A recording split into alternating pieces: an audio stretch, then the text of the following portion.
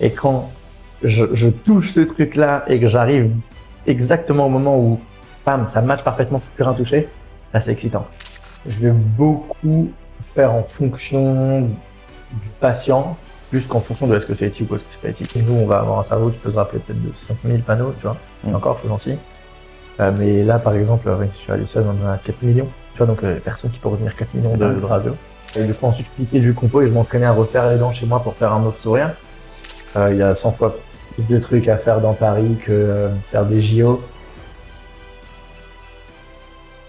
Alors aujourd'hui, on reçoit le docteur Lionel Elbaz. Salut. Super, merci de nous recevoir dans ton cabinet. Merci d'être venu. Magnifique cabinet avec des moulures au plafond. Il a été refait à neuf apparemment. Ouais, on a tout refait. Plusieurs mois de travaux. On l'a réouvert en juin cette année. Et l'idée, c'est voilà, toujours d'avoir le maximum possible en termes de service pour le patient. Et ça passe par avoir une super déco aussi. Ok. Donc tu t'es installé ici tout seul? Avec mon frère. Avec ton frère. Trop bien. Est-ce que tu pourrais te décrire assez rapidement quel est ton parcours? Depuis combien de temps tu exerces? Rapidement. Alors, je vais passer sur tout le passé. Je vais peut-être passer directement sur la dentisterie, mais j'ai fait un parcours classique à Garancières, à Paris 7. Pas le parcours le plus direct, on va dire. J'ai fait quelques années en double. Okay. Diplômé en quelle année? Thèse en 2017, de mémoire, sur le SSA. Je sais pas si tu vois ce que c'est. Si, les piliers, ouais. Yes, exactement. Et ensuite, j'ai directement bossé. Alors, j'ai d'abord bossé avec le docteur Alabi, qui est un paro, qui était mon prof à la fac, et qui m'a appris un peu toute la finesse de la paro, le bon contour de gencive, la bonne greffe tunnel, etc., pour que ce soit toujours esthétique. Et belle future. Donc, dès le début, j'étais dans l'esthétique, même gingivale, etc. C'était hyper important pour moi. Un petit peu vraiment précis. Ouais, c'était avec le fil le plus fin, on va sur du 6-0, voilà, toujours des choses comme ça. J'ai appris comme ça. Et ensuite, je me suis orienté sur l'esthétique. Donc aujourd'hui, je fais que de l'esthétique pour les jours où je travaille. Et voilà, et j'ai bossé avec mon frère pendant 3 ans. Après, j'ai ouvert à peu près une vingtaine de cliniques un peu partout en France. Ok. Avec mes anciens associés. Bien. Avec mes anciens associés, une vingtaine de cliniques en 4 ans, 5 ans. Il y a à peu près 3 ans, on a fait une petite levée de 30 millions d'euros pour continuer à développer les cliniques. Moi, je suis sorti à ce moment-là pour faire mon autre projet qui s'appelle Allison, parce que j'ai vu en fait tous les freins qu'on pouvait rencontrer à la fois en cabinet, à la fois en clinique, donc au final, que les patients rencontrent, et là, les patients, c'est les mêmes partout. Et donc, j'ai mis 100% de mon énergie sur ce nouveau projet. Voilà. Ah, c'est top. De toute façon, on va en parler un peu plus en détail d'Allison et justement, j'allais te poser des questions sur les pour et les contre, etc. Excellente présentation. Donc, l'interview, elle se passe en plusieurs étapes. Je vais te donner un petit peu le sommaire. Donc, tu as une rubrique 1, qui est la rubrique panoramique. On va un petit peu faire l'ensemble, un tour de vue de ta profession, voir les généralités un petit peu, ce que tu fais au quotidien. Une rubrique 2, mes projets. Donc là, tu vas pouvoir nous parler effectivement de ce que tu vois dans l'avenir pour ta pratique et puis ta société, pourquoi pas. On a une rubrique 3, pour ou contre. Ok. Elle est top celle-ci, je pense qu'elle est pas mal aimée. Une rubrique Rolex, combien ça coûte, combien ça rapporte. Et une rubrique 5, au fait docteur, avec les anecdotes. Et on finira par une rubrique 6, héritage, où tu donneras un petit peu tes conseils pour les futures générations. Ok. Ça te va? Ouais, grave. Allez, on est parti. La rubrique numéro 1, la rubrique panoramique.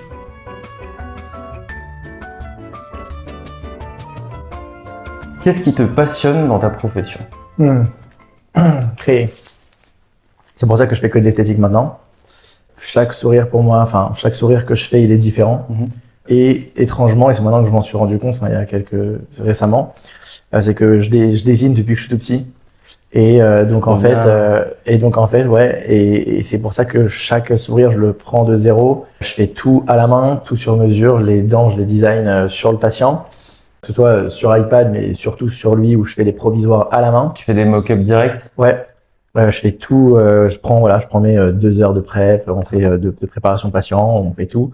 Tant que le design n'est pas parfait, je touche pas aux dents.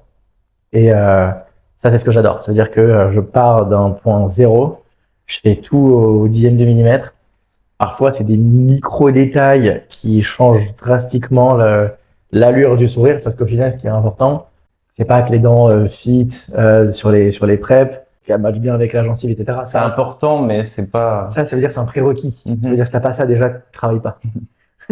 Mais vraiment, le détail de la cosmétique, c'est ces petites corrections de 0,1 à droite, 0,1 à gauche, créer de l'asymétrie parfois pour matcher exactement avec le visage du patient. Et quand je touche ce truc-là et que j'arrive exactement au moment où, bam, ça matche parfaitement, plus rien toucher, là, c'est excitant. Ça, c'est le point que je préfère dans ma pratique. Après, les PrEP, les collages, etc., c'est entre guillemets du basique. Mhm. Qu'il faut savoir maîtriser Bien sûr. absolument. Ça, c'est un indispensable. C'est-à-dire que tu peux pas travailler sans ça. Par contre, tu peux faire des très belles PrEP et des très bons collages et avoir une esthétique chaotique. Donc, en fait, C'est ça, clair. c'est du prérequis. Et donc, c'est là où on peut, voilà, moi, j'adore cette partie conception, création du sourire. Comme dans la conception automobile où ils sont là pour faire les plus jolies courbes, Mhm. que ce soit le plus effilé, que ça attache pas le regard. C'est marrant que t'en parles parce que c'est un peu un truc que je retrouve dans moi, ce que j'aime bien. J'aime bien les trucs voilà, très bien designés ou les belles pièces, ça peut être des pièces d'art, ça peut être des pièces de design, de mobilier, des voitures, voilà. Et en fait, tu as toujours cette appétence à la finesse de la conception, le truc qui Je vois. se match très très bien dans l'habitacle. Enfin, tu vois, il y a un peu l'esprit du détail que je retrouve un peu dans chaque Ouais, mais de toute façon, tous les dentistes qui font vraiment de l'esthétique, où ils en ont fait vraiment leur cœur de métier, ils aiment ce côté, la conception et vraiment le souci du détail, parce qu'il les distingue en fait de la moyenne, quoi. Ouais, faut être et ça nécessite parfois de la patience. Mais il y a des cas, alors autant des cas, ça prend. Moi, je fais rarement des cas de moins de 10 unités, enfin 10 dents, parce que sinon j'appelle ça des demi-sourires, quoi. Les canines, Oui. je refuse de faire. Ouais. Il faut de la patience. Autant un cas peut prendre un mois à réaliser, comme j'ai eu des cas qui m'ont pris 6 mois, parce que tant que c'est pas net, tu peux pas avancer. Tu vois, tu peux pas te dire je vais coller un truc qui est pas parfait. Ton feedback, c'est l'avis du patient ou c'est toi ton regard? Hyper bonne question. Je me demandais de te partager des erreurs. Je sais pas si c'est le moment, mais Tu peux, ça en hein. fait partie. Je pense qu'au final, c'est bien que ce soit l'œil du praticien. C'est bien de recueillir un peu les demandes, entre guillemets, les attentes du patient. Néanmoins, le patient, il va toujours avoir quand il va venir te demander il va dire, ah, j'aime bien ce sourire, ou j'aime bien ce sourire, Ouais. ou j'aime bien ce sourire. En fait, quand il te dit ça, il faut essayer de comprendre qu'est-ce qu'il aime bien dans le sourire. Du coup, une erreur que j'ai faite, et c'est fort de toutes mes erreurs qu'aujourd'hui je suis devenu meilleur, ou une patiente, une actrice, et je dirais pas qui, mais j'ai fait en fait tout ce qu'elle me demandait, cette teinte, cette forme, ce truc, etc., la symétrie, tout ce qu'elle voulait. Je savais que, Tu t'es pas écouté, toi? ouais, je lui donnais quelques conseils, mais elle était à fond dans son truc. Je dis, ok, écoute, alors je vais faire ce qu'elle me demande. Mais je savais que ça allait pas aller au bout. Et le jour où on a collé, elle est revenue, ça a pas foiré. Elle est revenue 2 semaines après. Elle m'a dit, c'est une catastrophe. Je déteste. J'ai dit, écoute, je sais, je savais. Si je le refais, c'est moi qui décide de A à Z et tu me fais confiance. Sinon, tu vas chez quelqu'un d'autre. Et on l'a refait. J'ai gardé ce qu'elle avait un peu en tête de ce que j'avais compris, de ce qu'elle voulait au final. Ouais. Mais je l'ai fait à ma sauce. Et au final, ça a fait un résultat super. On est tous les deux contents. Ça m'a pris 8 mois de faire ce cas. C'est ce qu'il faut. Et franchement, je pouvais pas. Ça aurait été très dur pour moi de la laisser partir vers un autre praticien parce que l'image aurait été ça, c'est le travail du docteur Elbaz. C'est catastrophique. Ouais. Et ça, je peux pas laisser un truc comme ça sortir du cabinet. Ah non, mais au-delà de l'ego, c'est genre, c'est tout ce que je veux pas faire. Et c'est mon image, tu vois. C'est ça. Oui, ça fait des échos après. Ouais, je pouvais pas laisser ça. Mais voilà, c'est une des erreurs qui m'a beaucoup servi. Donc, je dirais qu'il faut savoir comprendre ce que veut nous faire passer comme message le patient. Ouais. Mais l'adapter et donner nos conseils, puisque généralement, quand on est très prononcé en cosmétique et esthéticien, on a l'œil. T'as l'œil averti, exactement. Et là, il faut conseiller le patient. J'étais allé à un congrès avec comme intervenant Galit Gürel, je sais pas si tu connais. Non. Donc lui, c'est un petit peu le king de la facette en Turquie. Ok. Et lui, il dit qu'il y a des formes, des designs, etc., qui s'adaptent en fait à la personnalité de la personne. Il a fait carrément un bouquin, une théorie dessus. Est-ce que tu as un petit peu de cet avis? Ah bah clairement. Et d'ailleurs, c'est un peu ce que j'explique à mes patients. Déjà, la première chose qu'il faut savoir, c'est que inconsciemment, la première chose qu'on regarde chez une personne dans 70% des cas, c'est le sourire. C'est de manière inconsciente. Et les dentistes encore plus. Et dans nous, c'est 95% du temps. Et d'ailleurs, quand on regarde, on se dit, putain, il a l'air sympa, ou il a l'air agressif, Ouais. ou il a l'air... Et en fait, c'est étroitement lié à la forme, shape de la dent et du sourire. Tu vois, tu vas avoir des sourires qui sont hyper évasés, tu vas avoir des sourires qui sont un peu agressifs. Carnassiers, Tu vois, ouais, on avec dirait. des trucs très pointus, Canines très très pointues. acérés. Même au niveau des prémolaires, tu vois, c'est très agressif.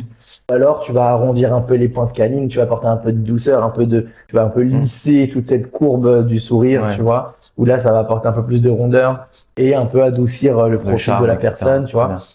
Donc, fonction de ça. Alors, tu as ceux où ça match leur tempérament et tu as ceux où ça veut apporter un peu de balance avec son tempérament.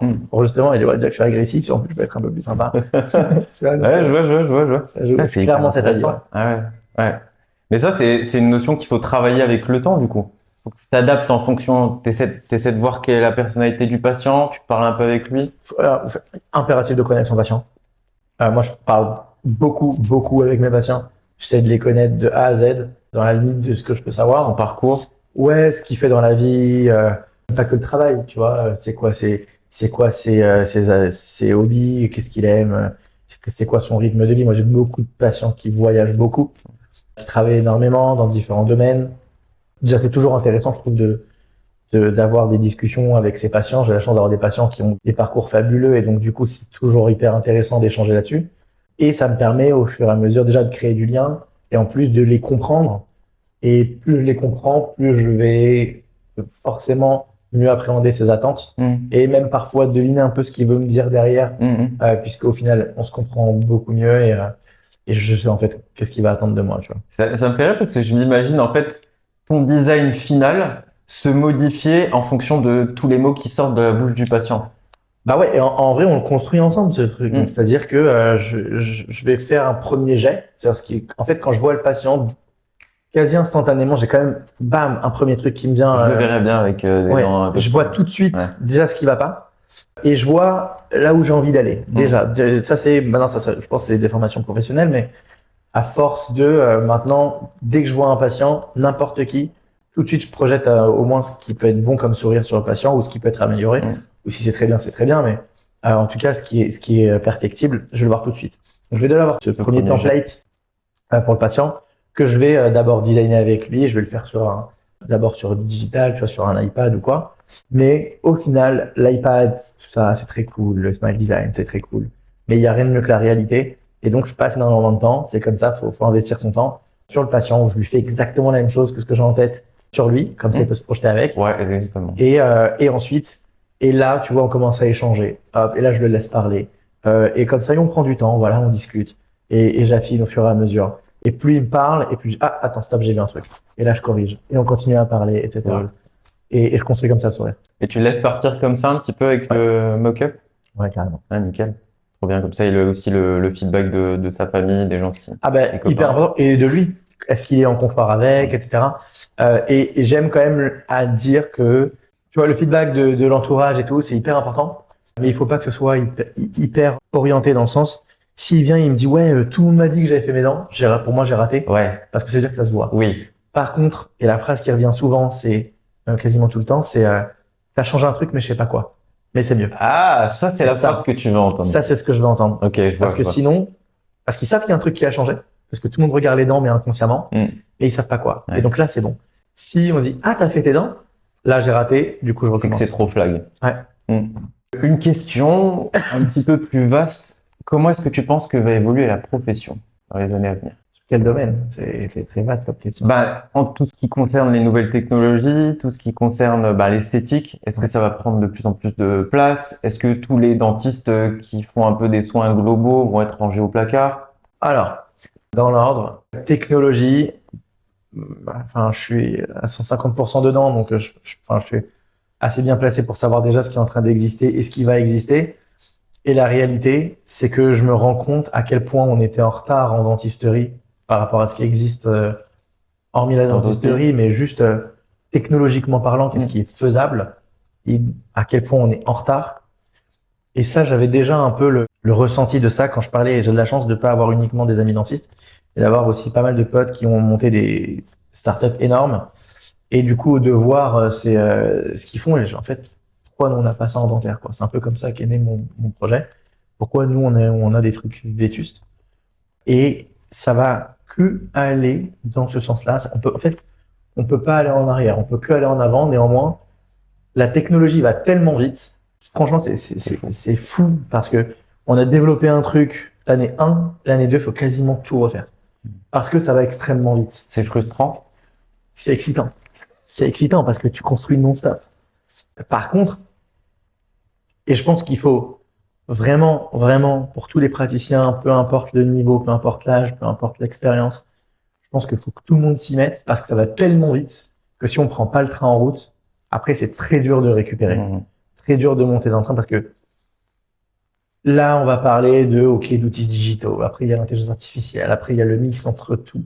Après, tu as des API entre les différents logiciels qui te font des matching et des lignes et des interdépendances qui te permettent d'aller à une vitesse et une efficience extrême, mais mal maîtrisée, c'est même pire.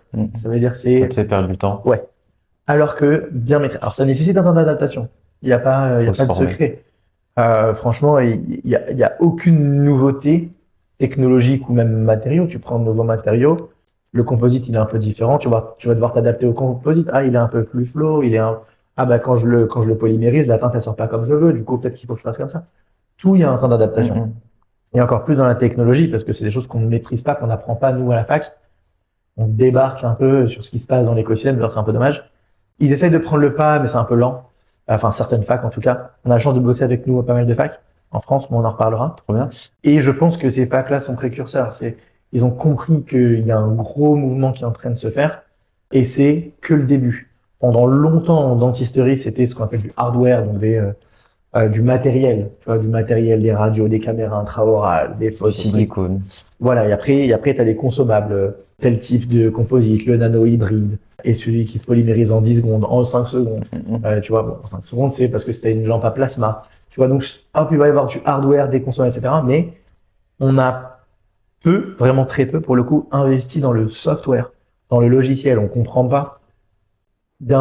même pas d'acheter un logiciel. L'intérêt de l'utiliser dans notre métier. Le nombre de praticiens qui m'ont dit, mais un logiciel, c'est censé être gratuit ou ça doit coûter, je l'achète une fois, c'est fini. Alors que quand on est sur un logiciel en SaaS, donc en cloud, et qui est mis à jour automatiquement toutes les 3 semaines et qui s'améliore tout seul, toutes les 3 semaines, forcément, ça doit passer par de la récurrence.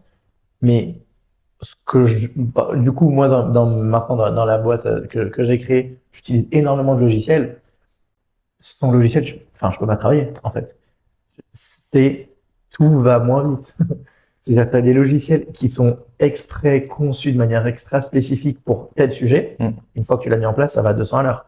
Tu le retires, t'as l'impression de rater ta vie. Enfin, je sais pas comment t'expliquer, mais c'est un truc qu'on ne connaissait pas en dentisterie. Tu peux plus faire sans après. C'est très difficile, quoi. Je vois. Je pense que ça va évoluer comme ça. Ok. Ça évolue par bond, en fait. C'est ça que tu es en train de dire. Ouais, et je pense on avait beaucoup de retard et là, d'un coup, il faut tout récupérer. Bah ouais, parce que je pense que tout arrive en même temps aussi. Je pense que tout le monde s'acclimate. Et je pense qu'il commence à y avoir beaucoup de bouquins sur le sujet. Tu vois, le digital, au final, la caméra intraorale, c'est même très bien. Encore faut-il prendre le pas. Mais c'est comme la caméra intraorale. Moi, j'étais à la fac. On avait la première TreeShape à l'époque qui marchait pas du tout. Mais bon, c'était bien de l'essayer. Aujourd'hui, c'est devenu un peu commun. Néanmoins, je pense que caméra intraorale, si j'ai le chiffre en tête, ça couvre 17% du marché.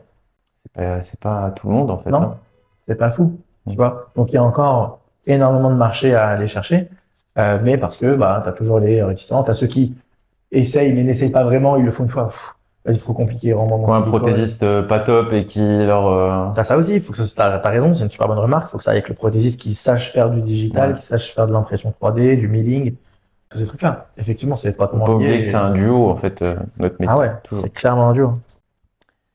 Est-ce que tu t'es toujours vu en dentiste? Ah, bonne question. Il n'y a que des bonnes questions. Il y a que des bonnes questions. Elles sont préparées. Est-ce que je me suis toujours vu en dentiste? J'ai toujours su que j'allais faire de la médecine. Tu avais préparé les 2 concours? Lesquels 2 concours? Il y a un seul concours. En PACES? Ouais, nous c'était direct, tu prends un tronc commun. Moi je suis arrivé juste avant la PACES. Ah d'accord, ok. Un peu vieux. Mais alors, T'as raison, pardon, j'ai fait les deux en réalité. À la base, c'était un tronc commun et suivant le classement, bah, t'es réparti. Ouais. Et après, la deuxième année, parce que j'ai raté la première Ok. année de 4 places de mémoire. Putain. Mal pour un bien, parce que sinon j'aurais eu médecine et je pense que j'aurais accepté pour pas prendre le risque de. De Mais refaire une année. du coup, comme quoi, ça, tout est pour le mieux. Et donc, Ouais. du coup, j'ai recommencé. Là, c'était une passesse, t'as raison. Et ça me revient maintenant. Et du coup, je m'étais inscrit à tout, Ok. en fait, dans le doute, sauf, Pas les prendre. trucs D'accord, ok. sauf kiné, tous les trucs que j'avais Sage-femme. quoi qu'il pas prendre, ouais, sage-femme, etc. Même pharma, je crois que j'avais pas pris parce que c'est des trucs qui m'intéressent pas. Et du coup, j'avais tout pris.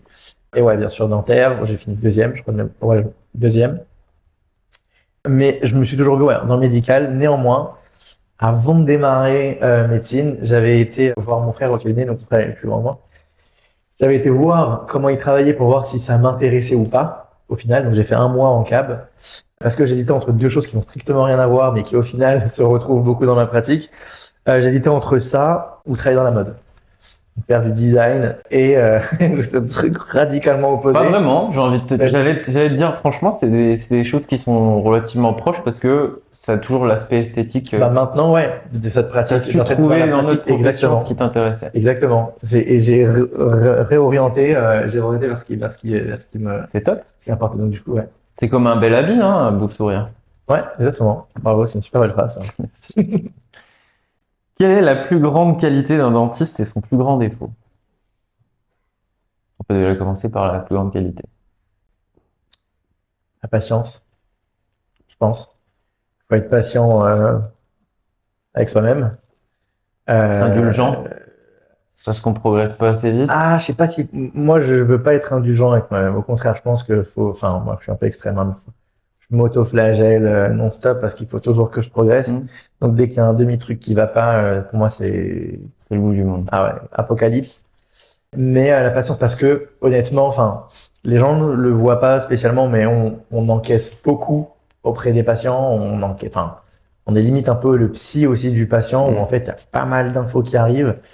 On n'a pas une obligation de résultat en dentisterie, mais si, quand même.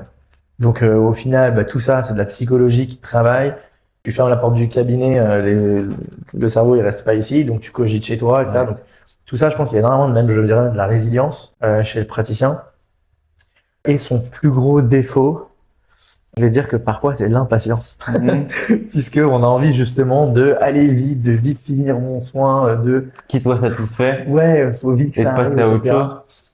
Et c'est l'équilibre entre les deux qui permet de justement voilà trouver le bon timing dans tout.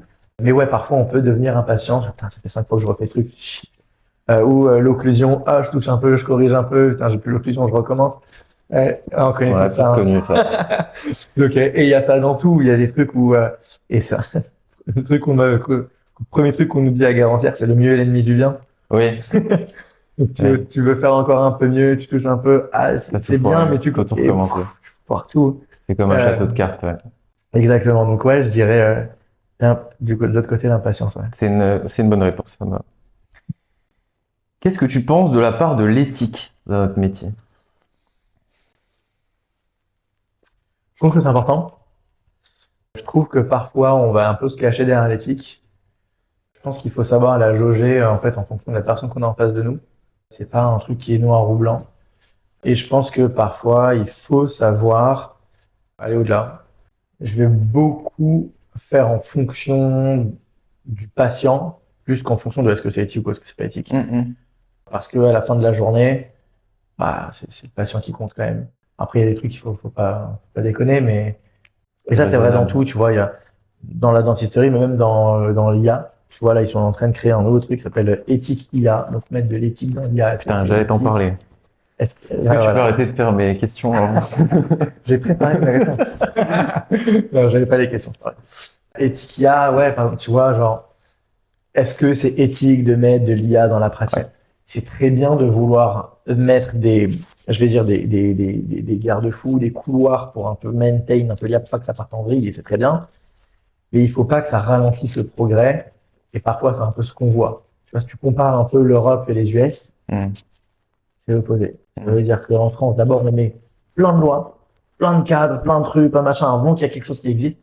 Du coup, ce qui fait que ça va moins Plein de vite, ça garde-fous parce ralentit. qu'ils ont peur qu'il y a un Ouais, incendie. alors qu'on n'a quelque pas encore commencé. part. Tu vois, juste on commence les balbutiements et des lois dans tous les sens, des trucs même parfois qui font pas sens et qui s'en rendent compte plus tard et du coup ils la modifient. Des lois qui se Sauf que- contredisent. Ouais, et sauf que du coup pendant 2 ans t'as été bloqué. Enfin bref, un truc comme ça. Alors qu'à l'inverse, aux US, c'est d'abord tu déroules et ensuite tu dis ok, ça va par un peu en vrille, viens on corrige comme ça part un peu en vrille, viens on corrige comme ça. Sauf qu'entre temps, le progrès il a été 5 fois plus vite. Mm.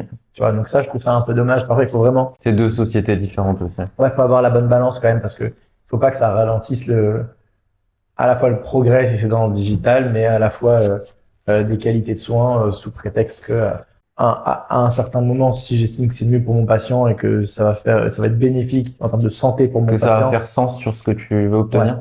ben là, je pense qu'il faut être suffisamment malin et intelligent pour prendre une bonne décision. Très bien, ça me va. La question qu'on attend tous, est-ce que l'IA va remplacer l'humain? C'est la question que tout le monde se pose. Bah, Non, je pense pas. Je pense que en fait, quand on connaît l'IA et qu'on comprend comment ça fonctionne, en fait, on va venir la maîtriser. Et je pense que le dentiste qui va exceller demain, c'est le dentiste qui maîtrise la technologie et pas qui est maîtrisé lui par la technologie et qui se laisse embarquer. Mm. Parce qu'à ce moment-là, bah, c'est très simple, tu prends plus aucune décision. C'est vrai pour Waze, soit tu suis ce qu'il te dit, soit tu vois qu'à un moment il est pas à jour et du coup tu vas prendre un autre raccourci et effectivement parce que tu as l'habitude de faire ce chemin, tu sais que c'est plus et parce qu'il a aussi ses algorithmes où il essaie de répartir la circulation, tu Oui. vois. Alors que si tu es un peu smart ou que tu connais un peu mieux, bon bah tu vas orienter la chose. Je pense que ça va être un vrai duo de l'homme et de l'IA qui vont permettre d'être extra efficaces. Et on utilise l'IA tous les jours au quotidien sans y faire attention. Waze, Google, Spotify, Apple, tout ce que enfin Netflix, tous ces outils-là utilisent de l'IA. Et c'est pour ça que c'est extrêmement fluide dans notre efficace. dans notre utilisation. Et là avec ChatGPT, je sais pas si t'as essayé, Bah, si. c'est une violence extrême. Néanmoins, une fois qu'on va un peu loin dans l'usage ou dans le test, on se rend compte des limites et on voit comment justement on peut dire ok, maintenant que je maîtrise un peu l'usage de GPT, comment je l'embarque dans ma pratique pour que ça me serve à moi. Il y a l'usage classique de GPT où je pose des questions, je demande des grosso modo de la recherche sur Internet, mais bien améliorée. Ou alors, et là, il vient de sortir un truc sur GPT-4 où tu peux alimenter ton algorithme à toi, tu l'entraînes avec les infos que toi, tu veux lui donner pour que ensuite ils peuvent te répondre à ce que toi t'attends. Et là, tu vois, là, tu commences à être super efficient. Ouais. Donc, moi, je pense que ça va être un vrai petit duo. majordome, ouais. Ouais, ça va être un vrai duo. Les personnes qui vont vraiment exceller sont les personnes qui vont maîtriser la techno. Parce que tu penses qu'un jour, on aura peut-être plus besoin d'assistants? Je pense que ce sera vraiment l'IA, tu parles à voix haute et puis le truc te transmet les outils. Alors, Comme dans Iron Man, avec Jarvis. Jarvis, j'adore. Je pense qu'en fait, l'assistante, elle fera juste du travail à valeur ajoutée. Aujourd'hui, elle fait plein de choses à faible valeur ajoutée. Et je pense qu'elle fera juste un travail hyper pointu. Là où on a besoin d'elle réellement, tu vois, du travail à 4 mains. Vraiment, là, on a vraiment besoin d'elle. Plus que remplir de la paperasse, gérer le stock, tu vois, des bêtises comme ça. Ou même elle, ça l'ennuie. Je pense que ça va être ça. Et après, parler avec la technologie. C'est un peu du spoil, mais nous, on est en train de déjà développer un truc en interne pour parler avec Allison, pour des raisons pratiques au cabinet, mais qui sont praticiens et qui vont juste enlever les trucs chiants de l'assistante. Et c'est un peu ça la technologie au final, si tu regardes bien. Tout ce qui existe en tech dans le monde, c'est tous les trucs chiants. On les enlève avec la tech, c'est exactement ce qui va se passer. Je pense pas que ça va... Les tâches redondantes. Ouais, je pense pas que ça va réduire les profils avec qui on travaille. Je pense juste que ça va être beaucoup plus orienté et beaucoup plus spécifique dans justement le travail qu'ils font. Quels sont tes conseils aux professionnels de santé qui envisagent d'incorporer l'IA dans leur pratique? Type DSD ou Allison? DSD, il n'y a pas spécialement d'IA, je crois. Bah, dans SmileCloud, si, quand même un peu. Ah ouais, SmileCloud, c'est différent. Ok, ouais, je parle un peu avec Florine Coffard, brillant personnage. Le produit est ouf. Le produit est très stylé. Mais c'est pas le même type d'IA que j'avais en tête, dont tu parlais, mais ok, make sense. Qu'est-ce que je recommanderais? Déjà commencer tôt. tout de suite, demain. Ah ouais, s'y mettre le plus tôt possible parce que plus on attend, plus on prend du retard. Sauf que nous, si on avance à 1 km/h, la tech, elle va à 5 km/h.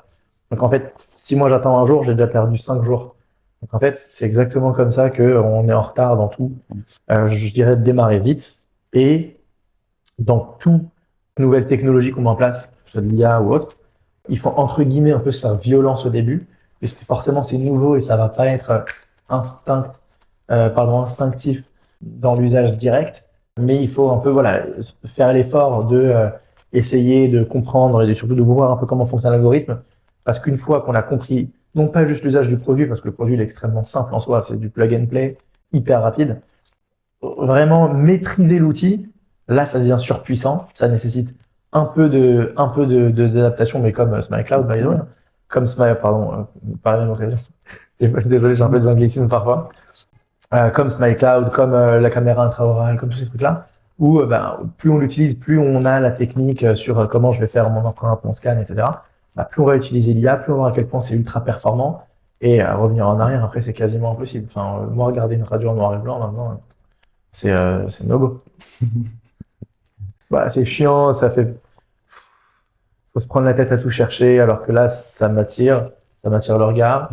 Je vérifie avec mon patient, je vérifie en bouche, je fais des radios de contrôle si besoin. Le patient, il comprend tout à une seconde. Alors même pour lui, c'est parfait. Je vois pas comment je vais revenir en arrière. Je peux pas passer d'une top expérience à revenir à une expérience meilleure. Ouais, je comprends. Ok. Les principaux avantages de l'IA. Sa fiabilité, sa reproductibilité, le fait qu'il soit infatigable. Alors, infatigable, ça c'est numéro 1. L'infinité de la data qu'on peut y mettre, qu'on peut enregistrer. Nous, on va avoir un cerveau qui peut se rappeler peut-être de 5000 panneaux, tu vois. Encore, je suis gentil.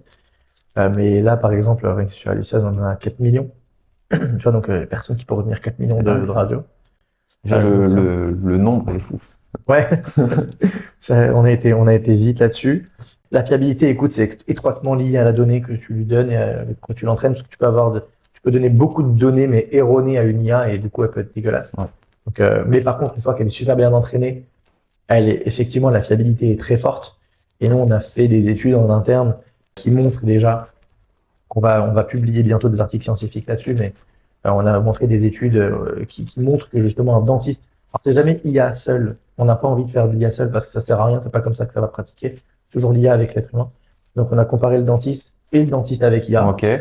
Et le dentiste avec IA est 100% du temps plus précis que le dentiste sans IA. Ça a du sens. Donc forcément, en fait, c'est comme si tu as toujours quelqu'un avec toi qui regarde derrière ton épaule et qui te dit en fait, moi j'ai vu ça. Regarde, il y a ça. Et en fait, c'est comme tu as une autre paire d'yeux avec toi qui regarde non-stop et qui, en plus de regarder avec toi, rend tout visible pour le patient. J'ai écouté justement une interview sur l'IA, c'est un mec qui parlait de ça. Et effectivement, il parlait justement du milieu médical, il disait, même pour un médecin, le fait qu'elle soit infatigable, du coup, un médecin, arrivé à midi, il a faim, il y a l'agacement qui vient, la vigilance qui baisse aussi. Est-ce que ça aussi, c'est un avantage? Alors, on a du mal à admettre qu'on regarde un peu moins bien la radio à certains moments, mais moi je suis hyper à l'aise avec ça et ça m'est déjà arrivé de passer à côté d'un seul coup d'œil. Alors heureusement après je le vois quand mon patient il revient, etc. Mais encore une fois, déjà si mon patient ne revient pas, j'ai raté. Pour le patient, c'est pas ouf non plus de trouver quelque chose 3 ou 4 mois après. L'expérience, elle est pas. La crédibilité aussi, elle baisse. Ouais, et puis même moi, je suis déçu de moi, tu vois. Ouais. Mais ça peut arriver. Et effectivement, dans ces cas-là, l'IA n'a pas de sentiment, n'a pas de fatigue. Et alors, c'est vraiment dentaire, c'est vraiment médecine, tu vois. Et là, encore plus vraiment médecine parce que c'est pas toujours des spécialistes qui regardent les radios. Parfois, c'est des urgentistes, des internes, c'est vrai. etc. Et donc, eux, ils n'ont pas les aiguisés, donc ça les aide. Ou encore, disons qu'en dentaire, on doit aller à peu près à minimum 10 patients jour. On peut avoir 10 panneaux par jour t'as quand même l'œil qui travaille. Et justement, t'as aussi l'œil qui travaille et qui un peu se normalise, si tu veux, et du coup, va voir ce qu'il a l'habitude de voir, et ne plus voir ce qu'il n'a pas l'habitude de voir. D'accord. Tu vois, si, par exemple, si toi et moi on regarde une même radio, on va pas voir la même chose. Parce que moi, je vais voir ce que j'ai souvent l'habitude de voir, tu vois. Dans 85% des éléments, on va voir la même chose. Mais tu as un truc ou deux où on va pas être d'accord. Et ça arrive dans pas moi, avec mon frère, combien de fois on s'est pris la tête sur une image, mais il y a un truc, il n'y a pas de truc, non, je te dis qu'il y a un truc. Et ça finit en CBCT, parce qu'on veut vérifier, on veut être sûr que de ce qu'on Des fait. éléments extraordinaires. Ok. On va passer aux principaux inconvénients, du coup. Les risques de paresse intellectuelle, dédouaner les soignants, leurs responsabilités. Alors, la paresse intellectuelle, forcément, c'est un sujet. Est-ce que c'est un inconvénient? Ça, c'est la vraie question. Est-ce que maintenant, quand Je me tu... pose la question. C'était pas la bonne question. Est-ce que c'est un inconvénient à partir du moment où tu as un allié qui t'aide drastiquement dans ce que tu fais? Enfin, je sais pas, quand tu tapes un mail sur Google et que ça te corrige tes fautes d'orthographe, c'est une paresse intellectuelle, mais est-ce que c'est un Ah oui, problème? c'est vrai. C'est vrai qu'on pourrait, Est-ce que quand faire le tu parallèle. fais un voice Note vocale. note et que ça t'écrit tout et que t'as la paresse d'écrire mais que ça te l'écrit avec le bon orthographe, est-ce que c'est dramatique au final? À partir du moment où tu es efficace et que c'est performant, pour moi, il n'y a pas trop de problème. Normalement, je pense qu'il faut pas perdre l'intellectuel. Ça, c'est différent. Il y a la paresse intellectuelle et il y a l'intellectuel. Je pense qu'il faut rester quand même savoir et toujours analyser une radio sans rien, juste pour être capable de challenger l'IA. Ça, c'est hyper important. D'ailleurs, c'est pour ça que nous, chez Allison, la radio, lorsqu'on l'analyse, d'abord, elle apparaît en noir et blanc, sans rien. Comme ça, le prat, il fait d'abord sa première analyse à lui. Et ensuite, il y a toutes les infos qui arrivent pour expliquer au patient X, Y sujet. Mais d'abord, c'est le patient, c'est le praticien qui analyse. Donc, ça, c'est le premier sujet. Et le deuxième sujet, la responsabilité. La responsabilité, elle sera toujours dans les mains du praticien pour une raison toute bête, c'est le praticien qui est avec le patient. Donc, à un moment donné, on peut pas se reposer sur ah, mais c'est l'IA qui a dit. Ou l'IA n'a pas vu. Ou l'IA n'a pas vu. Mais en tout cas, c'est le praticien qui est avec le patient. Si l'IA n'a pas vu, mais que toi aussi t'as pas vu, bon, c'est qu'à un moment, il y a un sujet quelque part. Soit on n'a pas été faire l'examen de contrôle qu'il fallait, ou on n'a pas vu, on n'a pas vu. C'est comme toutes les technologies. Enfin, si tu bombardes sur l'autoroute et que tu te fais flasher parce que tu as mis Le régulateur. ton régulateur à 200, C'est pas la faute du régulateur. tu vois ce que je veux dire? Ouais. Donc, même pour moi, ça sera toujours dans les mains du praticien et c'est bien que ce soit dans les mains du praticien. Ça veut dire qu'on garde la maîtrise. Mais par contre, l'IA vient aider tous les sujets admin pour être carré juridiquement. Oui, j'allais te dire, ça peut peut-être poser problème juridiquement, ça. Tu vois, par exemple, le compte rendu de première consultation, qui est une obligation de chaque praticien, mais qui est long, fastidieux, chronophage, personne n'a envie de le faire. Tu vois, l'IA, typiquement, ça te le fait en une seconde à partir du moment où tu as validé ce qu'il y avait sur la radio en tant que prat. Donc, moi, j'ai vu en bouche, je valide tout ce qu'il y a sur la radio. Le compte rendu, il est fait instantanément, t'as rien à faire. Et tu vois, là, ça t'aide de côté légal, parce que t'as plus rien à taper. Mais en même temps, t'as tout validé toi-même. Tu vois, donc ça te facilite la vie. Très bien. Est-ce que Allison, tu penses que ça va aussi se répandre dans le reste du milieu médical? Ah, on me le demande souvent ça. Alors, technologiquement, c'est pas impossible. Néanmoins, aujourd'hui, on a quand même un strong focus sur un focus principal sur le milieu dentaire. Sur le milieu dentaire, parce que le milieu dentaire est extrêmement vaste.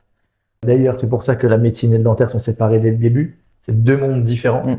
Et l'objectif d'Allison, c'est pas uniquement de travailler sur la radio, mais c'est complètement de digitaliser le cabinet dentaire. Donc en fait, on va aller dans tous les détails de la dentisterie. Et on a encore énormément de chemin à faire dans ce milieu-là avant d'arriver peut-être demain à autre chose. Non. Par contre, la compagnie a été conçue pour avoir zéro limite d'expansion. C'est pour ça qu'elle s'appelle Allison, qu'elle s'appelle pas Dental AI. Oui. Ça aurait été une erreur, à mon avis. Tu vois, d'avoir enfermé la boîte dans un domaine. Je l'ai créée ainsi pour qu'elle ait zéro limite. Le nom d'un cyclone, est-ce que ça a un rapport? Non, aucun rapport. On me demande souvent d'où vient Allison. Donc en fait, je voulais humaniser l'IA, donc pour que ce soit beaucoup plus friendly, donc je voulais un prénom. Je voulais un prénom qui contienne AI pour Artificial Intelligence. Donc Allison s'y prêtait bien. Et je voulais un peu que ça fasse assistante dentaire digitale. Et par contre, j'ai orthographié Allison All is One et pas Allison classiquement sans E, etc. Parce que, in fine, c'est le projet d'Allison, c'est pour que tout soit intégré avec le logiciel. Ah, c'est bien. Quand est-ce que tu as décidé d'axer ta pratique sur l'esthétique? Tout. Quand et pourquoi? D1. D1. Ouais. Archito. C'est ce qui me plaisait, c'est-à-dire que j'aime les trucs fins, j'aime la finesse du travail, etc. J'aime voir le résultat instantané, la satisfaction aussi personnelle, la mienne et celle du patient. Et donc l'esthétique s'y prêtait bien. Ouais, D1, je commençais beaucoup à m'intéresser à ça et j'ai commencé à m'entraîner en D2, donc dès que j'étais en clinique. Tu sais, on se fait des modèles en plâtre à l'hôpital. Et du coup, je piquais du compo. Désolé. Je piquais du compo à l'hôpital. Je le rendrai. Piquer du compo à l'hôpital. Donc en fait, tu sais, t'as des modèles, du coup, en gros, tu vas au taille plâtre, tu prends la grosse fraise, tu défonces le modèle. Et du coup, ensuite, je piquais du compo et je m'entraînais à refaire les dents chez moi pour faire un autre sourire. Et je m'entraînais comme ça, j'avais pas la lampe à polymérise, donc je polymérisais avec la lampe de chevet. Voilà. C'était pourri, ça marchait pas de ouf, mais bon. En tout cas, je testais ça dès la D2. Personne ne sait ça. Bref, voilà. Donc j'ai commencé dès la D2 et donc en fait j'ai eu deux passions, ça et en même temps j'ai toujours voulu avoir ce côté un peu chirurgien quand même. Toujours un peu excitant de se dire putain on est chirurgien dentiste mais on pratique pas la chirurgie donc je voulais quand même être chirurgien. Et donc c'est comme ça que j'ai suivi très tôt le docteur Alabi, donc Bech, qui est brillant parce que il a cette pratique extra fine. Donc, parmi tous les chirurgiens qu'il y avait qu'on peut suivre à l'hôpital, je trouvais en tout cas à mon sens c'était celui qui a la pratique la plus fine. Et du coup, qui s'approche beaucoup de l'esthétique, mais du coup, muco et gingivale. Et donc, j'ai beaucoup aussi appris avec lui. Et la finalité, en réalité, l'esthétique, c'est jamais que les dents. C'est toujours la gencive et les dents. Et donc, je pense que c'est pour ça qu'aussi je suis devenu assez bon Ouais, ça, c'est une formule dans ce domaine. D'ailleurs, c'est un souvent. super bouquin sur l'esthétique des gencives. J'ai oublié le nom du bouquin, c'est un pavé. Il est rose fluo. Vous le trouverez si vous allez à la bibliothèque. Le livre rose fluo. Livre rose fluo, je vous le retrouverai. Eh ben écoute, je pense qu'on a fait un petit peu le tour. On va passer à la rubrique numéro 2, mes projets.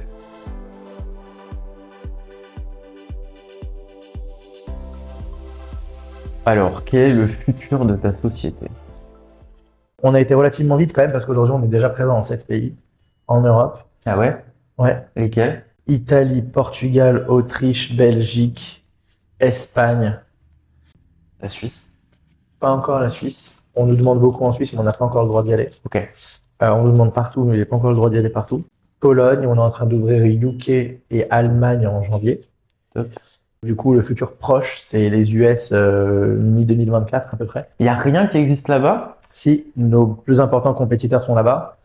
Mais écoute, on vas percer le marché, a de la demande, donc on y va. Et puis c'est très excitant pour moi d'aller aux US. C'est un pays que j'adore. C'est un défi, c'est un challenge. Merci. Et c'est surtout aussi un des plus gros pays. Si tu veux créer une boîte énorme, je pense que c'est indispensable d'y aller à un moment. Il faut juste savoir quand y aller et quelle énergie y mettre pour pas se brûler les ailes. Je vais matriculer ça au Delaware. Pas forcément, ça va dépendre de la légalité, mais ouais, non, et après le futur d'Allison, c'est comme je te disais, nous, on démarre avec le frein le plus important qui est la communication patient. On rencontre tous ce problème, 100% des praticiens rencontrent ce problème, mais la finalité, c'est quand même de nous faciliter la vie daily basis, et ça passe par digitaliser l'ensemble du cabinet. C'est-à-dire que, idéalement pour moi, le futur, comment je le vois, c'est je rentre dans le cabinet, j'ai mon assistante digitale qui me dit bonjour docteur, aujourd'hui vous avez ça, ça, ça. D'ailleurs, voilà comment se fait que votre patient, c'est un tel. Exactement. La radio, elle est déjà sortie. Focus sur le traitement que j'ai à faire aujourd'hui. L'assistante, elle m'a préparé mon matériel. Tout est prêt, tu vois, ça va beaucoup plus vite. Et beaucoup moins de friction en fait. Ouais, c'est fluide. C'est-à-dire, tu rentres, c'est fluide. T'as pas les prises de tête. Et en fait, tous les trucs que t'as pas envie de faire, en fait, ils sont déjà faits. Ça, c'est le futur de la dentiste. Tu te vois faire quoi dans 5 ans? Toujours chez Allison. Toujours dentiste? Ouais, toujours dentiste. Tu veux pas toujours lâcher dentiste. Non, je kiffe bien. J'adore ce que je fais. Et c'est pour ça que d'ailleurs, je continue de pratiquer le dimanche. On est dimanche aujourd'hui. Et je pratique toujours. Parce que j'aime bien, j'adore ce que je fais en dentaire et j'ai pas envie de le lâcher. Pour le coup, je le fais vraiment par passion. J'ai la chance de pouvoir sélectionner mes soins, donc genre encore plus chanceux de pouvoir exercer ce que j'aime. Mais ouais, je me vois toujours dentiste et je me vois toujours chez Allison, là pour le coup avec des projets beaucoup plus ambitieux. On a plein de choses en tête. Ouais, c'est cool. Mais on a plein de choses en tête qu'on sait déjà sur 3-5 ans comment on va déployer les technologies qui vont largement au-delà de l'analyse de la radio. Ouais. Ah oui, carrément. Ouais. Parce que là, j'ai cru comprendre qu'il y avait le cone beam qui était dans les tuyaux. Ouais, le Conbeam, ça, c'est prêt. C'est juste qu'on l'a pas encore déployé live pour les utilisateurs. Ça va sortir à peu près Q1 2024. Chez nous, il est prêt. D'ailleurs, on l'a montré à l'ADF la semaine dernière. Donc, on a montré vraiment le produit. C'est pas de la vidéo ou quoi. On a vraiment montré le produit, donc il est fonctionnel. Il est même hyper performant. Ça sort très prochainement. Donc, on va avoir du coup tous les types de radios qui seront maintenant disponibles. Donc l'analyse sur Alison. des radios 3D. Okay. Ouais, des radios 3D, mais faut que ce soit quand même cool pour le praticien. Donc, on fait en fait de l'automatisation de la planification implantaire. Aussi. Ouais, donc ça va être vraiment stylé. Du coup, tu pourras exporter ton STL et ça, tu pourras imprimer ton guide shear du coup assez facilement. Mais ouais, ça ira au-delà de tout ça. Au-delà de, ce qu'on a en tête dans les trois. Vu qu'on va très vite sur la radio, après on parle déjà avec beaucoup de partenaires pour, comme je te dis, les cabinets, je sais de pas trop en dire, même si j'ai très envie de vous donner plein d'infos. Ouais, part du principe que tout ce que tu vois qui est pas déjà dans mon cabinet aujourd'hui le sera dans un futur très proche. Ok. Toujours dans l'objectif, le moins de friction possible, que ce soit le plus fluide. À la fois pour nous et dans notre pratique, mais également pour le patient. C'est important que tout ce qu'on fait, ce soit aussi pour le patient et pas uniquement pour nous. C'est dans les deux sens. Et le patient, ça passe par lui, mais sa prise en charge, comment il peut payer, etc., etc. Donc il y a tout un écosystème autour de ça, où c'est pas juste médical, mais il y a tout ce qui compose l'écosystème dentaire. Alors, on va passer à la rubrique pour ou contre.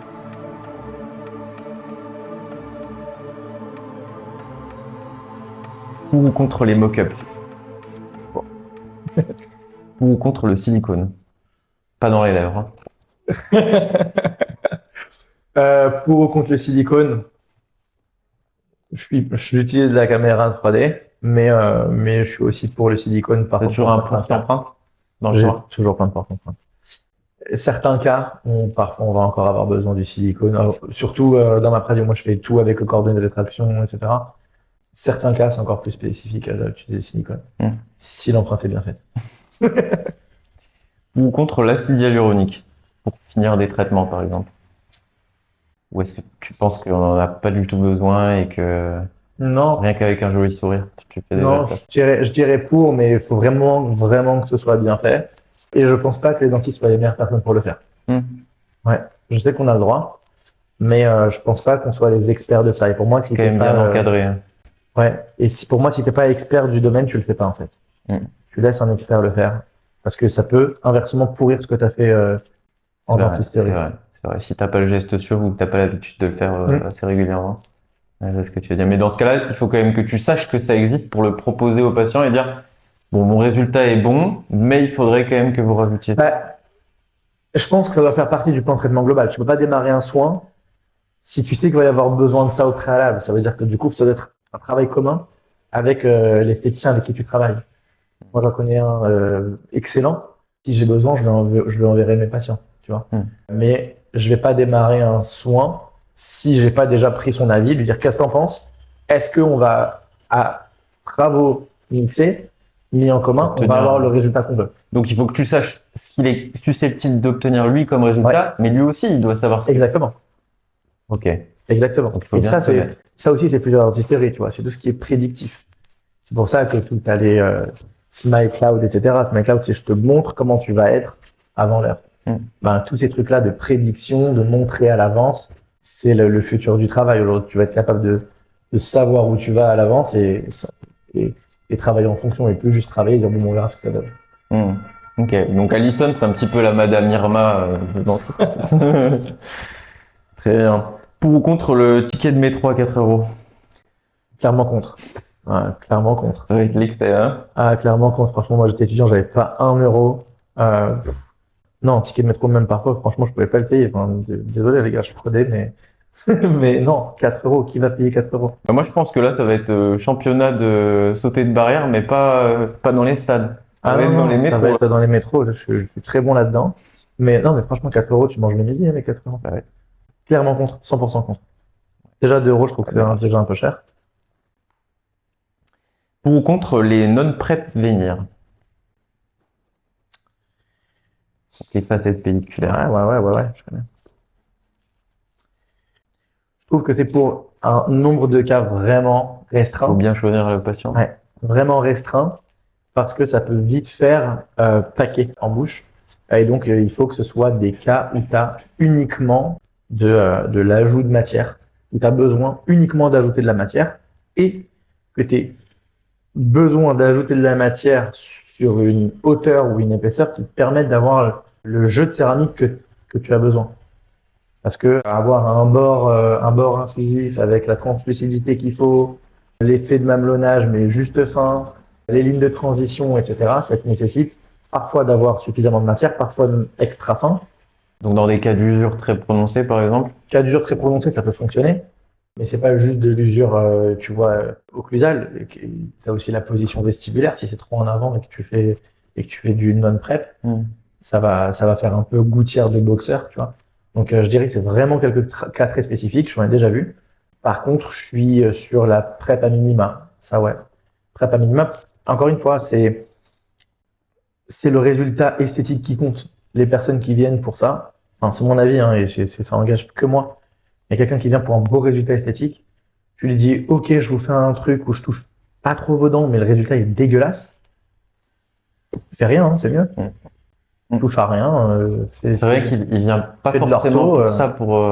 ouais. Si le Fais-toi. patient, il est au clair, il a tout compris, il sait ce que ça implique, tu l'as alerté sur tous les sujets et que c'est même... Et moi, souvent, je fais ça, je fais d'abord de l'ortho, dans des cas où c'est vraiment mal positionné, d'abord de l'ortho avant de faire de l'alignement. Tu vois, comme ça, j'abîme le moins possible la dent. Tu vois, je touche le moins possible la structure C'est dentaire. objectif quand même. C'est objectif. On est conservateur et c'est logique. Je ferai ce que j'aurais fait pour moi. Maintenant, toucher à peine pour dire j'ai préparé un minima, mais j'ai un résultat qui est dégueulasse, franchement, fais rien. Fais de l'ortho, c'est mieux.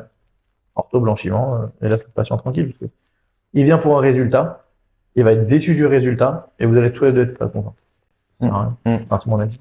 Ok, très bien. Pour ou contre la teinte BL?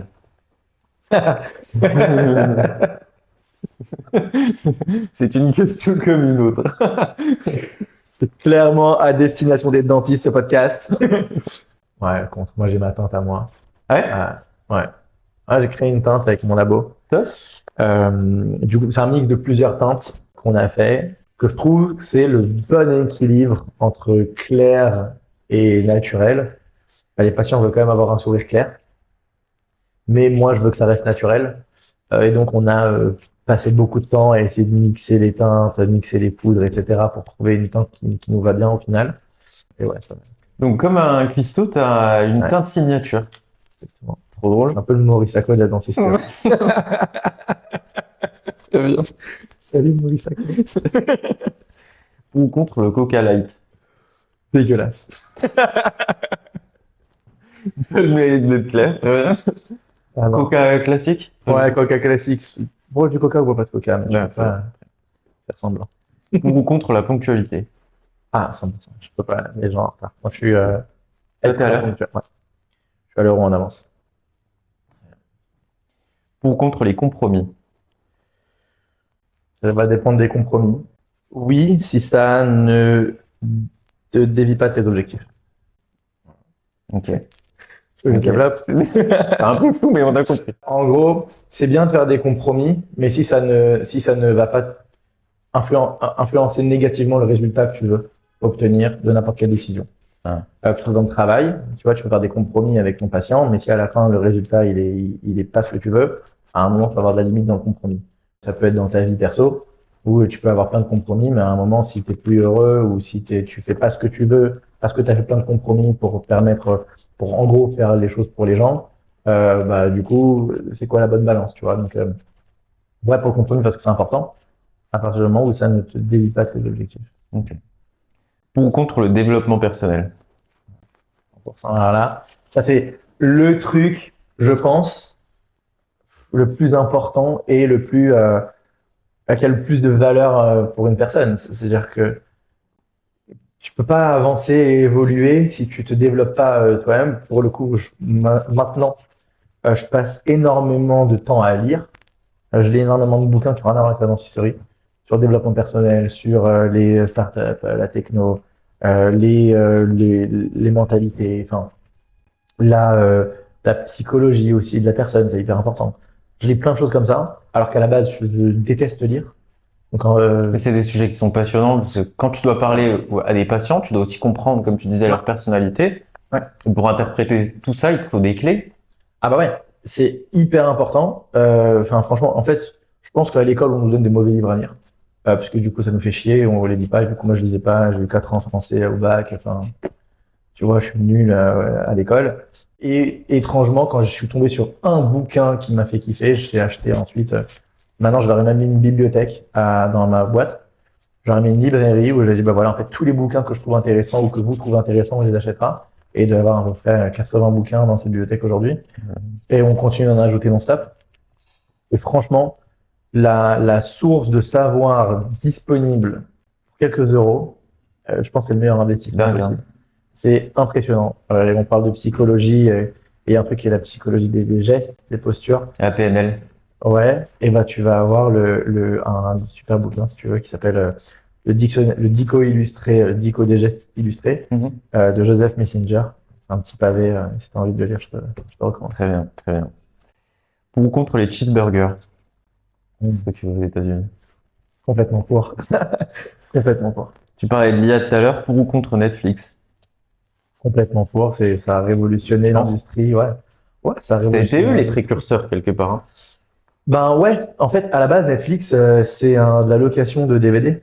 Oui, c'est ça. Donc, ils ont commencé comme ça. C'était en compétition avec tous les blockbusters aux US, etc. Et ça a failli se casser la gueule. Netflix, ils ont failli déposer le bilan. Ils ont twisté leur modèle. Et ils ont commencé ensuite à faire du streaming. Et du coup, de la vidéo à la demande. Et c'est là où ça a commencé à marcher. Mais franchement, Netflix a cassé le game de l'industrie. Franchement, tu connais une meilleure expérience où tu vois ce que tu veux. Enfin, t'as même pas envie de regarder la télé. Non. Parce que du coup, tu peux regarder exactement ce que tu as envie. Choisi à la demande, ouais, c'est Ouais. ça. Le truc un peu pervers de ça, c'est que tu as moins ce truc qu'on avait avant. Alors, c'est pour un peu les nostalgiques. Mais D'attendre le samedi prochain. ouais, tu sais, où La tu trilogie regardes, du samedi soir, ouais. exactement, avec charme. Mais tu vois, toutes ces séries, ok, je vais regarder, du coup, ça te fait un peu patienter. Ça te met de la longévité dans le truc, etc. Du suspense. Mais Ouais. franchement, Netflix, alors, Tu en peux plus, te je crois, bouffer une saison en un week-end, en une soirée. puis la diversité de sujets qu'il y a à dispo, des trucs que tu pensais même pas regarder, au final, et t'as de tout. T'as des films, t'as des documentaires, t'as des trucs super intéressants. Tu peux choisir de regarder des trucs intelligents et pas regarder que juste des trucs, tu vois. Abrutissants, ouais. Ouais, tu vois. Parfois, ça fait du bien, mais, mais bon, tu peux choisir comme ça. Il y a énormément de documentaires que j'ai vus qui sont hyper intéressants. Franchement, là, ils ont augmenté un peu le prix. Tout le monde tire à la gueule, mais franchement, pour le service fourni, c'est un peu un non-sujet, quoi. Très bien, ça me va. Pour ou contre les JO 2024? Contre. Ah ouais? Je pense que c'est. Je pense que ça sert à rien, c'est ça dingue. va encore être de l'argent du contribuable dépensé dans l'air. Il y a 100 fois plus de trucs à faire dans Paris que faire des JO pour la politique, tout ça. Mais c'est en train de nous faire chier avec leurs travaux. Toi, je sais pas, t'es pas de Paris, mais Je viens quand même régulièrement, mais je vois que c'est quand même la galère. c'est la galère, c'est catastrophique. C'est des travaux d'embellissement de Paris ou d'améliorer Paris. Et là, ils vont dépenser des centaines de millions, si pas des milliards. J'ai cru comprendre qu'ils seront pas prêts non plus pour les JO. Ils vont pas être prêts ou bâclés, enfin, sur des choses qui n'ont. Alors, je comprends l'image politique qu'on veut renvoyer. Je comprends que ça va driver énormément de tourisme, etc. Mais normalement, ça va nous pourrir la vie pendant 2 mois. Là, c'est le Parisien qui parle. Et surtout, je pense que tout ce qu'ils vont faire pendant ces JO-là vont ensuite être laissés à l'abandon par la suite. C'est un peu. C'est toujours ça qui se passe. Hein. C'est le problème, c'est que j'ai l'impression qu'on n'apprend pas des erreurs. Alors que logiquement, c'est un peu le but, c'est t'as vu ce qui a été mal fait avant, donc du coup, tu répliques pas la même chose. Là, ils appliquent pas du tout ils appliquent pas Ouais, du clairement, tout ce clairement. truc-là. Ils ont vu, enfin, ils ont vu, mais ils font pareil. Sinon, les JO, c'est toujours comme ça. C'est une avalanche d'investissement et ensuite, c'est à l'abandon. Rio, Beijing, tout ça, c'est. Ouais. Et après, c'est laissé à l'abandon des infrastructures. Pour rien. Encore si, franchement, s'ils les mettaient ensuite à dispo des Oui. SDF, tu vois. Ouais. Ça serait C'est stylé. vrai qu'il y a le fast, en fait, qu'on essaie de montrer. Ouais, la France a beaucoup d'argent, la France va très bien. Regardez, on aura une. Ça va pas bien. Alors que c'est pas du tout le cas. La France, ça va pas bien, mais franchement, quitte à avoir ensuite des infrastructures qui sont laissées à l'abandon, franchement, il y a un truc qui m'importe beaucoup, tu vois, c'est EDF. Franchement, logez-les, quoi. Logez-les. Il y a des trucs qui vont être à la poubelle, jetés, faites des centres, enfin, rendez cette infrastructure utile, tu vois. Là, ouais, là, oui. Là, c'est intéressant parce qu'on a déjà pensé à l'après, on sait comment on va recycler tout ce qu'on a mis en place et sur lesquels on a mis énormément d'argent. Là, ça fait sens. Je suis pas. Tu fais des dons un peu quand tu arrives Ouais. l'hiver? Tous les ans. Top. Bon, on va passer à la partie 4, partie Rolex.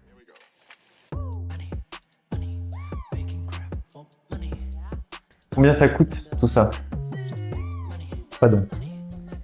L'investissement dans le cabinet, l'investissement dans tes entreprises, l'investissement dans tes cliniques. L'investissement dans un cabinet, module le nombre de fauteuils. On va dire pour un fauteuil, ça va coûter autour des 200 000 euros quand même, 250 000 euros. Tout dépend comment tu l'équipes, tu vois, mais nous, on a mis direct la panneau avec le Conbeam, etc. Et, enfin, ça fait vraiment 8 ans qu'on l'a, mais à l'époque, on a payé quand même 90 000 balles. Le laser, on a un laser AirYag qui a coûté encore 50 000 euros. Tous ces trucs-là fait que Les fauteuils en eux-mêmes. les fauteuils en eux-mêmes, ça coûte beaucoup de sous. Le cabinet, tu vois, la localité, la localité, c'est important. Le mobilier que tu mets, la déco que tu mets, tout ça, c'est important parce que déjà, moi, c'est mon lieu de travail. J'ai envie d'être bien là où je travaille et j'ai envie que mes patients se sentent au moins aussi bien que moi. Tout ça a un coût, l'acheter, ça a un coût. Enfin, du coup, je vois, c'est à peu près 250 000 euros pour un cab. Si tu veux être bien équipé, tu vois, tout de A à Z, c'est ça. Dans ma société, écoute, j'ai investi upfront, c'est-à-dire cash pour démarrer la boîte 150 000 euros. Mais à date, aujourd'hui, c'est une compagnie qui a reçu à peu près tout cumulé 11 millions d'investissements. Valorisé à combien? Je peux pas dire, mais plusieurs dizaines de millions d'euros. Ça, je peux te défourcher, voilà. Voilà. Plusieurs dizaines de millions. Mais c'est amplement nécessaire vu toute la recherche et développement qu'on fait dans la boîte, tout ce qui est déployé, l'énergie, les people, tout ça, ça a un coût fort, mais si on veut avoir le meilleur produit de la planète, c'est ce qu'il faut investir. C'est ton objectif. Clairement. Est-ce que tu veux avoir un monopole? En tout cas, je veux être le produit de référence. Ça veut dire que celui qui va avoir la meilleure pratique possible, pour moi, c'est quelqu'un qui veut travailler avec Edison. Parce que, en fait, tu rentres et tout est facile. Tu vois, tout est facile, tout est guidé, tout est orienté, tout est aidé. Donc, ouais, c'est un peu de mon but, ouais. C'est créer des petits militaires partout, en fait. Des dentistes qui suivent les protocoles à la lettre. Non, pas forcément. C'est les dentistes qui, d'ailleurs, Allison, en fait, par exemple, mon Allison à moi, dans mon cabinet, va pas agir comme le Allison que tu auras toi dans ton cabinet, parce qu'il va apprendre comment moi je travaille, et il va apprendre comment toi tu travailles. Donc, D'accord. toi, il va te proposer des choses que toi tu as l'habitude de faire, et moi je vais te proposer des choses que moi j'ai l'habitude de faire. Donc c'est hyper personnalisé. Parce que justement, je veux pas justement qu'on ait un truc hyper standardisé, tout le monde fait la même chose, D'accord, etc. ok, ouais. Mais c'est ma pratique, mais en mieux. Booster, faciliter, Qui est l'objectif safe, principal tu de vois. l'IA, quand même. Ouais, clairement. Et si tu regardes bien aujourd'hui, enfin, C'est mon bon, Netflix, c'est c'est l'humain. pas mon Netflix, alors qu'il y a dedans. Moi, ça va me proposer des choses que moi je regarde, toi, des choses que toi tu C'est regardes. vrai. Pareil, enfin, dans tout. Une bonne IA, c'est ça. C'est quelque chose qui te permet d'être toi, mais en mieux. Et en plus 3 fois plus vite. Et idéalement 3 fois plus safe. Donc, ouais, et après, les cliniques, c'est quoi l'investissement d'une clinique? Quel était l'objectif initial de Des la cliniques création de ces cliniques, ouais. Alors, premièrement, c'est que, comme je te disais, moi, je vais beaucoup aux US. J'y suis au moins tous les 2 mois, depuis des années. Et je voyais là-bas une autre façon de pratiquer. Ça veut dire qu'ils sont en mode format de clinique où tu as tout un parcours patient qui est fait, tu as chacun qui a son rôle, le médecin, il soigne, il fait rien d'autre, etc. Et je dis, putain, c'est ouf en fait d'avoir ce niveau d'expérience-là et que nous, on l'est pas. Donc, je dis, comment est-ce que je peux apporter ça en France? Et je voulais aussi et surtout apporter ce qui est apportable parce qu'il y a des extrêmes qu'on peut pas ramener en France. Donc, j'ai quand même été faire un peu le tour des top cliniques que je connaissais aux US, dont une clinique à Beverly Hills de malade. Enfin, il y a des trucs qu'on peut pas faire. Typiquement, tu vois, juste pour prendre un rendez-vous avec le médecin là-bas, c'est 500 $ à l'avance. Si tu payes pas, t'as pas de rendez-vous. C'est impossible d'apporter ça en France. Ça, c'est impossible parce que déjà, rien que légalement, c'est interdit. Mais sans même les 500 $, tu mets juste 50 € à l'avance, tu viens pas, tant pis pour toi, tu as payé tes 50 €. Déjà, le niveau d'absentéisme, il baisserait drastiquement. Tu vois. Il y aurait plus de problème de je te pose un lapin, de machin, parce que Il y a une maintenant, loi c'est qui pas- va c'est pas passer, bien. je sais pas si ça passera. On verra, mais en tout cas, tant qu'elle n'est pas là, cette loi, c'est comme ça que ça se passe. Mais tu vois, bref, peu importe. Moi, ça me dérange pas, je l'ai fait. Je voulais voir cette expérience-là. Ensuite, ils te font vivre une expérience. C'est un vrai truc. Tu vois, tu as un parcours, on prend en charge du début à la fin. Tu passes, tu fais les photos de tous les angles. Du coup, machin. tu te sens plus impliqué, tu sens aussi qu'il y a du sérieux derrière. Enfin, je sais pas, c'est comme quand tu fais une réservation au resto, dans les restos étoilés, tu es obligé de verser Ouais. une caution. Ouais. Dans les beaux restos, tu veux dire une caution parce qu'en fait, si toi tu viens pas, en fait, t'as pris la place de quelqu'un qui Voilà, lui serait c'est venu. ça. C'est une perte pour eux. Une perte Exactement. sèche. Exactement. Donc, tu vois, donc, j'ai fait un peu ce parcours-là. J'ai trouvé ça assez exceptionnel. Il y a des trucs que j'ai pas trop aimé, du coup, ça, je les ai pas apportés. Et du coup, donc, l'idée derrière les cliniques, c'était, apporter une nouvelle expérience patient, vraiment plus haut niveau, plus fluide, à la fois en termes de parcours, d'expérience, de gestion, que l'administratif il soit simple, en fait, que tout pour le patient soit simple et guidé. Ça, c'était l'objectif numéro 1. Et l'objectif numéro 2, c'était que je m'étais cassé la tête à essayer d'avoir la meilleure pratique possible. Donc, j'avais fait énormément de formations, T'en as fait beaucoup des formations? je m'étais beaucoup formé, mais j'ai pas fait beaucoup de formations certifiantes parce que déjà, je trouve que la cosmétique, tu l'apprends en la réalisant. Pas, enfin, les Dans le bouquins, travail c'est manuel. bien, les confs, c'est bien, mais à la fin de la journée, il faut pratiquer, tu vois. Mhm. Et c'est aujourd'hui, je suis devenu bon parce que j'ai fait plein d'erreurs, tu vois. Tu peux voir tous ces cas sur Internet, on s'en fout. C'est qu'est-ce qu'ils regardent pour arriver à ce résultat. Tout ça associé, plus les formations que j'avais fait en muco, plus j'ai un peu mixé tout le savoir que j'avais sur un domaine, mais j'ai fait plein d'erreurs et je me suis planté sur plein de trucs. Et c'est comme ça que je suis devenu bon, tu vois. C'était aussi l'avantage d'avoir un frère qui est dentiste, donc vous pouviez échanger les deux. Ouais, on pouvait échanger sur plein de trucs, on se challenge beaucoup. En plus, on a des tempéraments où vraiment on se challenge tout le temps. Trop bien. Franchement, c'est top, je pense que ça fait grandir. Mais ouais. Et encore aujourd'hui, hein. Enfin, encore aujourd'hui, vous me dire, attends, ça, moi, j'aurais pas fait comme ça, etc. Bon. C'est bien. Et après, maintenant, je suis suffisamment à l'aise pour garder mes convictions et être maintenant direct dans ce que je veux faire. Je suis suffisamment, voilà, je suis suffisamment de cas dans les pattes, entre guillemets, dans les mains, pour maintenant savoir un peu où je vais facilement. Si j'avais pas fait toutes ces erreurs et j'avais juste fait, comme on dit, by the book, tu vois, je serais sûrement moyen. Mais c'est parce que j'ai fait plein de conneries de teinte, conneries de forme, conneries de collage, conneries de tout. Mais des erreurs avec un mentor derrière qui te dit là, t'aurais dû faire tel truc. Parfois ouais, parfois non. Ok.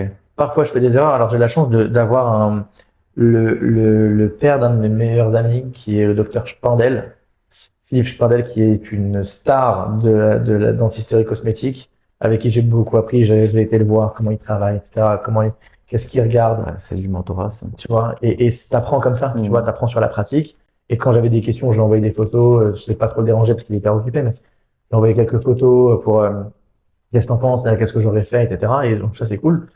Mais pas que, j'ai été aussi voir un prat que je trouve brillantissime aux US, qui est le docteur Appa, qui est trop fort. Donc j'ai été aussi voir comment il bossait, tu vois, on a fait un truc. J'ai pas mal regardé.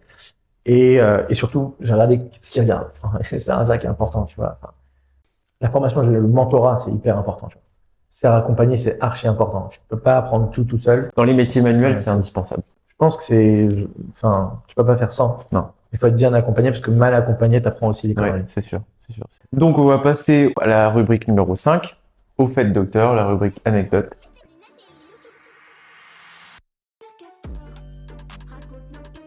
Est-ce que tu as quelques Ça me fait anecdotes rire, je sais que je me vois passe-partout. Écoute, des patients chiants, des patients qui sont hyper exigeants. bah, j'en ai déjà donné une du coup un peu plus tôt. C'était vraiment une Sur anecdote Yastar. qui m'a beaucoup appris. Franchement, en fait, il faut tirer des leçons de ces trucs-là. Moi, ça m'a énormément appris ce cas. Un autre cas qui m'a marqué dans ma pratique, et ça, je le raconte un peu à mes équipes aussi, quand je leur fais leur onboarding chez Allison. Déjà, chez Allison, toutes les personnes qui arrivent, ils ont un cours de dentaire. Comme ça, ils sont tous éduqués à la dentisterie, mais je leur raconte un peu c'est quoi l'écosystème. Oui, qui comprennent aussi les attentes des dentistes, c'est important, t'as raison. C'est indispensable, ils peuvent pas travailler sans ça. Là, écoute, j'ai deux anecdotes qui me viennent en tête. La première, la plus fun, on va dire. C'est c'est un peu aussi tous ces trucs-là, tu vois, qui m'ont amené à penser à Alison, mais c'est un patient, et ça, je pense qu'on l'a tous rencontré au moins une fois, c'est un patient qui arrive, une nouvelle consultation. Bonjour docteur, il s'installe et tout. C'est bon, je sais ce que j'ai vu sur Google, j'ai ça, mais il s'est pas arrêté à ça, il m'a sorti un plan de traitement. Il m'a dit voilà ce qu'il faut faire. Il m'a dit une petite feuille. Ça. Il m'a dit voilà, c'est ça qu'il faut faire. J'ai dit Le patient savant. de patience avant. Je dis ok, nice. Ok, super, vous avez sûrement raison. Et là, faut faire attention comment on leur répond parce que ils ont fait leurs recherches et ils sont convaincus de ce qu'ils te disent. Donc si tu vas frontal avec eux, déjà tu breaks, tu casses la relation que tu veux construire d'avance. Donc, en fait, vous avez certainement raison. Mon travail, c'est de confirmer tout ça et de vérifier. Donc, je vais quand même faire les contrôles nécessaires. Donc, contrôle clinique, radio, si nécessaire, etc. Et bon, au final. Il a pas refusé les contrôles radio? Non, non, ça va, ça va. Ça, si t'expliques pourquoi tu le fais, franchement, ils acceptent. Ah, ça va. Enfin, de manière générale, tu vois, les patients, si tu leur expliques pourquoi tu fais n'importe quoi, si tu leur expliques pourquoi ils comprennent, franchement, ils acceptent dans 100% des cas. Et heureusement, c'était pas du tout ce qu'il avait raconté. Donc, tant mieux pour moi. Bizarre. Mais, mais c'était une anecdote marrante. Et ce qui m'a amené à me dire, en fait, on est dans une ère où les gens veulent savoir. La donnée, le savoir est disponible sur Internet à qui veut choisir, qui veut trouver. Et il y a à boire et à manger. Il y a à boire et à manger, il faut savoir faire la balance et c'est pour ça qu'on est là les médecins. Tu regardes n'importe quel truc sur Google, quoi qu'il t'as un cancer. Mais, mais donc c'est pour ça qu'il faut faire attention, tu vois. Mais en tout cas, ça témoigne d'une population et d'une patientèle qui est curieuse, qui veut savoir et tu peux pas aller à l'encontre de ça. Tu peux essayer de retenir tant que tu veux, tu vois. Mais à la fin de la journée, ils veulent savoir et en fait, il vaut mieux enfoncer une porte ouverte. Tu veux savoir, bah, tu sais quoi, je vais te donner le total de l'information. Et c'est un peu aussi ça, Alison. Ça veut dire que tu veux comprendre, bah, viens, je t'explique. Et je te montre tout en 2 secondes. Vu que c'est hyper clair pour le patient parce qu'il voit tout maintenant, et ben, en fait, vu que c'est clair, du coup, c'est transparent. Si c'est transparent, il nous fait confiance. Plus il nous fait confiance, plus il accepte son plan de traitement. C'est exactement ce qu'on souhaite nous. C'est vrai qu'avant, il y avait ce côté paternaliste où il y avait ce côté opaque où le dentiste disait mais c'est comme ça qu'il faut faire, je sais mieux. Ouais, et d'ailleurs, il y a toujours le rôle du sachant, du professionnel, mais toujours en expliquant le plus possible aussi pour l'adhérence. Ouais, exactement. Et d'ailleurs, tu as des patients qui ont eu plus de soins ou qui ont vu des dentistes pendant plusieurs années, etc. On dit bah moi mon dentiste il me disait je faisais. Ça c'était avant. Mais aujourd'hui les patients ils veulent, et franchement, on peut pas leur en vouloir, ils veulent savoir, ils veulent comprendre. Et nous, les premiers, un truc qui, si c'est pas de notre domaine d'expertise, on va aller chercher, on va creuser, on va regarder, on va vouloir savoir, c'est quoi ce soin, c'est quoi ce praticien, est-ce que c'est le meilleur praticien, c'est quoi cette voiture, c'est quoi cet hôtel. Et si tu regardes tout, tu veux tout savoir avant t'allais à l'hôtel, t'allais à l'hôtel. Après, tu vois si l'expérience elle est bien. Aujourd'hui, tu sais comment c'est, si lui, il a eu un petit déj chaud ou pas. Les avis Google. T'as tout. Tu peux tout savoir, mais les gens veulent savoir parce que l'information est disponible en un clic. Donc, en fait, faut enfoncer une porte ouverte et donner l'info. Pour moi, faut être 100% dans cette trend-là. De toute façon, si toi, tu le fais pas, il va dire, OK, moi, je vais en face, il y a un autre qui va me le dire. Toi, t'as pas envie de me le dire. T'as pas envie de me donner l'info. Pourquoi je vais te faire confiance? Tu vois, je veux dire, tu me dis des choses, tu m'expliques pas pourquoi. Qu'est-ce qui distingue du mec d'à côté, ouais. Ouais, et pourquoi? C'est pas parce que tu m'as dit A que c'est A. Tu sais, t'avais une, ouf, ce truc-là. T'as un gars aux US qui a fait une expérience. Il est passé voir 50 dentistes différents. 50. Je te retrouverai l'article, je te l'enverrai si tu veux le mettre en lien. Je vais le retrouver. 50 dentistes différents. Il a eu 49 plans de traitement différents. D'un contrôle à un full mouse. Tu vois?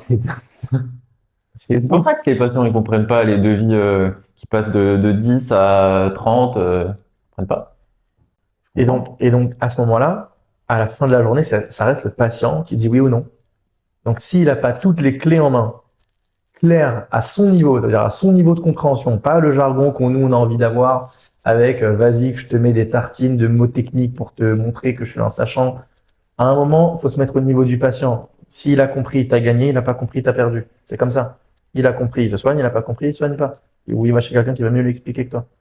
Mais le patient, il a besoin de comprendre. À partir du moment où tu as compris ça, ta pratique, elle est différente. C'est ça aussi l'origine d'Alison. Ouais, c'est aussi ça l'origine d'Alison. Bon, bah, ça me va. Et ben, on va passer à la dernière rubrique, la rubrique héritage.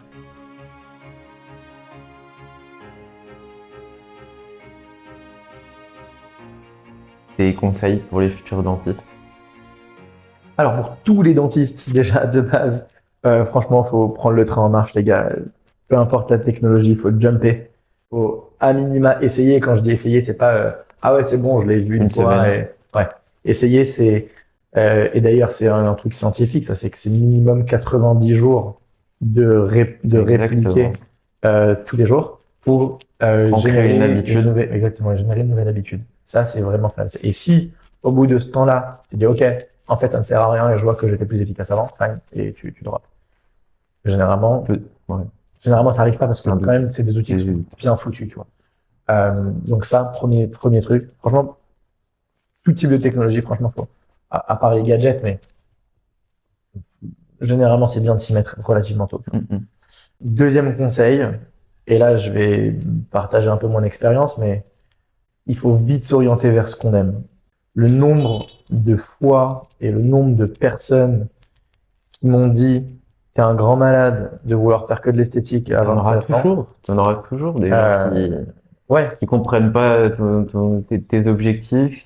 qui comprennent pas tes objectifs et qui en fait la réalité si tu fais attention à un peu de manière générale dans le monde, les gens ils te partagent leurs limites à eux et pas tes limites à toi. Ouais, Tu vois, ils se projettent sur toi. Ouais. Ouais, bah en fait ils se disent attends, est-ce que moi je l'aurais fait? Non, donc du coup je pense que C'est pas safe. tu vois. Ouais. Et c'est pas besoin d'aller très loin. Moi je te dis, même ma mère, tu vas tu sais, dans tes premier. proches, ils te disent mais attends, pourquoi tu fais ça? Pourquoi tu fais ce truc? Mais tu travailles trop, attends, mais c'est truc comme ça. Tu devrais ralentir un peu. J'aurais pas fait comme ça. Ouais. Tu vois, ou d'autres qui disent mais attends, mais tu vas déjà on m'a dit que j'allais jamais réussir la médecine de ma vie parce que bah, j'avais redoublé 3 fois. J'avais eu 4 en français, enfin, j'avais eu que des notes claquées. Les profs, ils croyaient pas du tout que j'allais déjà avoir mon bac. Alors ils m'ont dit franchement médecine laisse tomber. Donc si je les avais écoutés, je serais pas là où j'en suis aujourd'hui. Et ensuite, une fois que j'ai démarré en dentaire, c'est pareil, les gens qui m'ont dit mais vas-y l'esthétique, c'est faire que de l'esthétique, c'est à partir de 45 ans, quand t'as roulé ta bosse, tatata. Mais ça aussi, je l'ai entendu. Hein. En fait, tout le monde a cette idée C'est une idée de merde. Ouais. Désolé. Vraiment, hein.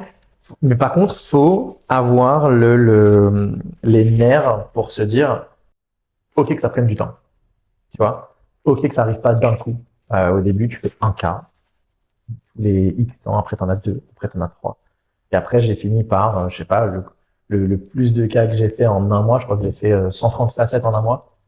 Tu vois, donc c'est bah, l'équivalent de 13 cas, donc ça fait quasiment 4 par semaine, tu vois, 3-4 par semaine. En prep plus pause, tu vois, donc c'est beaucoup. Sachant que tu travailles que les dimanches. Non, ça, c'était avant que je travaille que les dimanches. Full speed sur le cas. Non, là, je dois être à 1 ou 2 cas par dimanche, tu vois. Investis ton temps ailleurs aussi. Ouais, bah là, mon temps, il est clairement sur Allison. Si tu sais pas ce que t'aimes, à ce moment-là, teste des trucs. Mais il faut faire ce qu'on aime, tu vois. Je pense qu'il faut pas se freiner parce que, au pire, peut-être à tester et t'aimes pas et tu passes à autre chose ou c'est pas ce que tu pensais que ce serait. Et c'est pas grave, tu vois. Plutôt que de écouter ce que disent les autres, pas faire ce que t'as en tête. Parce qu'à un moment, je pense que ça va juste générer des regrets, de la frustration. Et après, c'est très dur d'en sortir. Et après, tu sais, c'est des moments dans la vie. T'as des moments où tu peux faire des choses et des moments où tu peux moins les faire parce que bah, ta vie elle a évolué, parce que t'as d'autres priorités, etc. T'as une famille. T'as une famille, je sais pas, moi, t'as d'autres impératifs, moins de temps dispo. Et voilà, je pense qu'il faut, je pense que les personnes qui sont, enfin, les dentistes qui sont on va dire les meilleurs dentistes, en tout cas, sont les dentistes qui sont déjà experts dans un domaine. Tu vois, je connais personne qui est bon dans tout, qui est expert dans tout. Impossible. Peut être moyen dans tout ou correct dans tout. C'est un bon dentiste, c'est un bon général practitioner, tu vois. Mais il n'est pas exceptionnel dans tout. Si tu peux pas être exceptionnel dans tout, ça n'existe pas. C'est pour ça qu'il y a des spécialités. Et d'ailleurs, c'est pour ça qu'à l'étranger, il y a que des spé. Il y a Oui, personne qui fait tout. ils comprennent pas les omnipraticiens. Il y a pas. Y a pas. Il n'y a pas d'omnipraticien. Non. T'as la hygiéniste, après t'as l'endo, t'as le paro, t'as l'implanto, t'as le prosthétics, et t'as celui qui va faire les soins. Parce qu'ils comprennent les limites que d'être général, d'être middle Bah, en ouais. fait partout quoi. Il y a moyen partout. Mais tu sais, c'est un peu comme quand t'es en P1, tu vois, en P1, en PACES.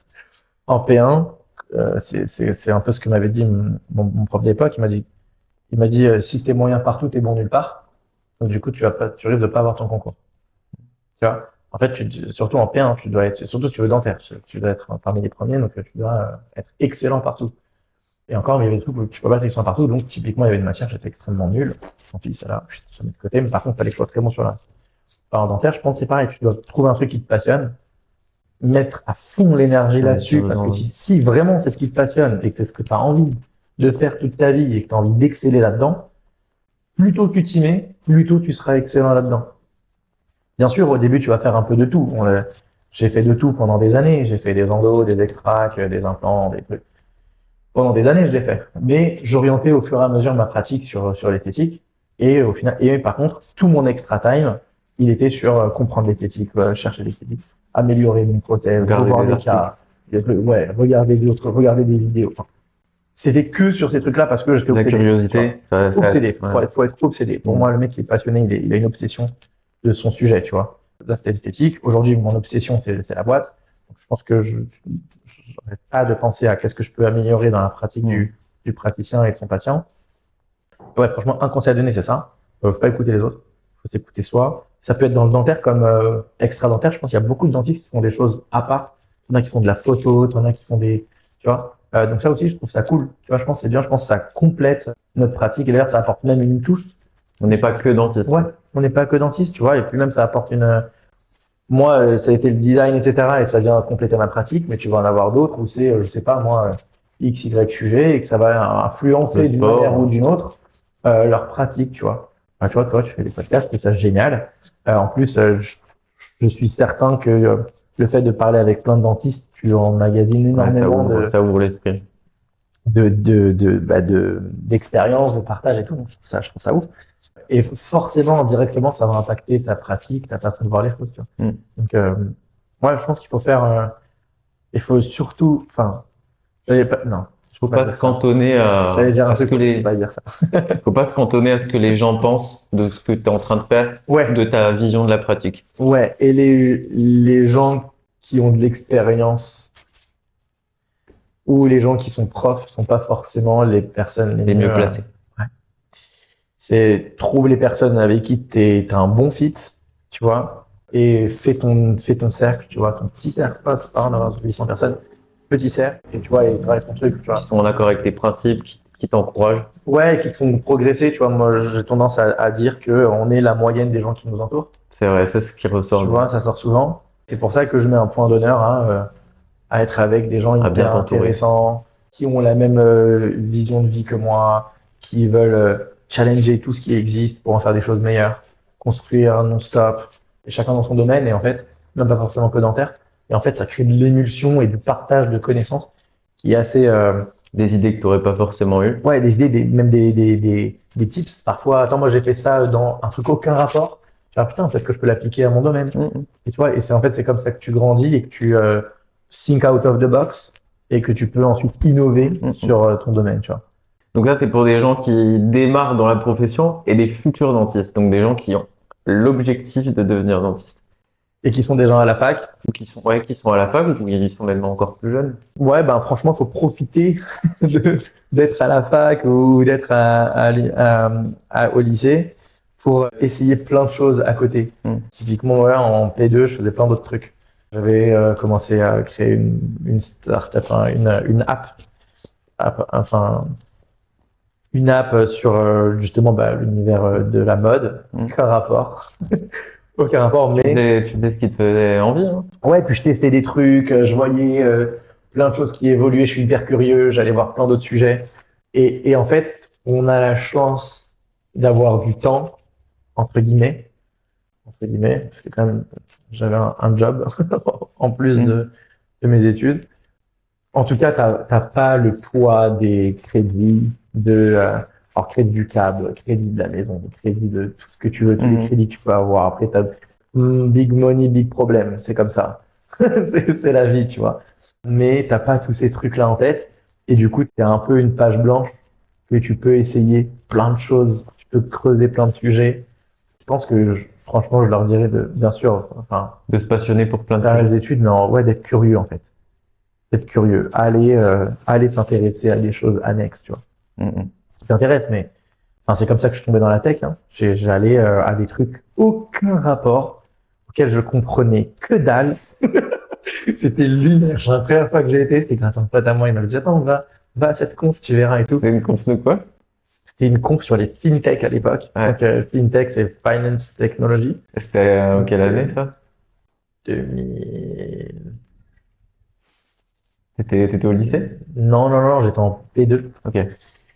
P2, je sais plus, c'est en 2013, Ouais. 2012. Je suis arrivé à la conf, c'est un truc qui s'appelle The Family, je sais pas si tu connais, mais The Family, c'est un peu le premier incubateur français à avoir un peu démocratisé l'univers startup en France. Maintenant, ça fait un peu péter la gueule, mais à l'époque, c'était Il y a eu un gros scandale. The Spot. Ouais, il y a eu un gros scandale. C'était un peu le spot, tu vois. Et donc, moi, j'y allais en touriste, vraiment. En plus, après, ah, vraiment, j'étais un ovni dans la place. J'y allais en plus après l'hôpital et tout, donc je courais comme un mongol pour pas être en retard, parce qu'après, déjà que de base, tu comprends rien. Si en plus en retard, t'as pas le début, tu comprends rien du tout. Donc, j'arrivais, première conf fintech, je comprends rien du tout. La technologie appliquée aux mécanismes financiers. Je comprends vraiment un mot sur trois. Je me dis, qu'est-ce que je fous là, putain. C'est pas pour moi, ce truc. Je comprends que dalle. Un peu de violence, j'en ai fait 2, 3, 4. Après, tu commences à réentendre le jargon différent. Ouais. Tu commences à comprendre d'autres trucs. Tu parles avec des gens, tu rencontres des personnes. Et hop, c'est comme ça que tu dis, ah, putain, en fait, c'est ça, ok, c'est ça. Tu vois, et hop, tu creuses comme ça, tac, tac, tac, tac, tac. Tu rencontres des personnes. Et après, c'est aussi, tu vois, pareil, c'est des gens que tu rencontres. C'est du réseautage. C'est les rencontres qui construisent des personnes. Et tu vois, c'est comme ça que je suis tombé là-dedans. Tu vois, j'ai vu en fait, ah, c'est ça. Et après, boum, ça, il dit, bon, en fait, il y a un super event, le Big à tel, je crois que c'est à Bercy à l'époque, tu vois, machin. Et donc, tu vas là-bas et tu vois encore un truc encore plus énorme avec des mecs qui pitent à des Xavier Niel des matins. Tu dis, waouh.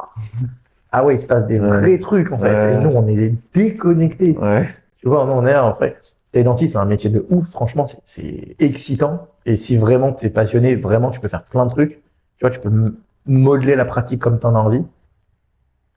Et c'est déjà ouf. Et on a de la chance d'avoir ce métier. Enfin, faut s'en rendre compte quand même, parce que je vois du coup maintenant pour bosser avec plein de gens dans d'autres univers différents, c'est pas la fête tous les jours. Donc ça, c'est très très cool. Puis on a un métier où il y a beaucoup de facettes. T'as beaucoup de facettes, t'as énormément de sûreté. T'as de la sécurité du job qui est, franchement, en plus avec les temps qui courent, c'est pas, faut pas minimiser ça. Hein. On est extrêmement chanceux. Bon, on a bossé pour, mais on est quand même chanceux d'avoir réussi. Mais putain, il y a un univers qui existe auquel on n'est pas du tout acclimaté. Je trouve ça dommage, tu vois, on devrait avoir plus des cours ou au moins des gens qui viennent en parler, tu vois, à la fac. Juste nous acclimater à ça, tu vois. Voilà ce qui existe en tech, tu vois. En tech? Ou alors voilà ce que c'est le monde de l'entreprise, voilà ce que vous allez, T'as raison, vous allez gérer, vous allez devoir mais faire en fait, du ça management. doit être pour moi, ça doit être plusieurs sujets. Tech, entreprise, gestion. Au final, un dentiste, c'est un mini-entrepreneur qui gère sa petite boîte.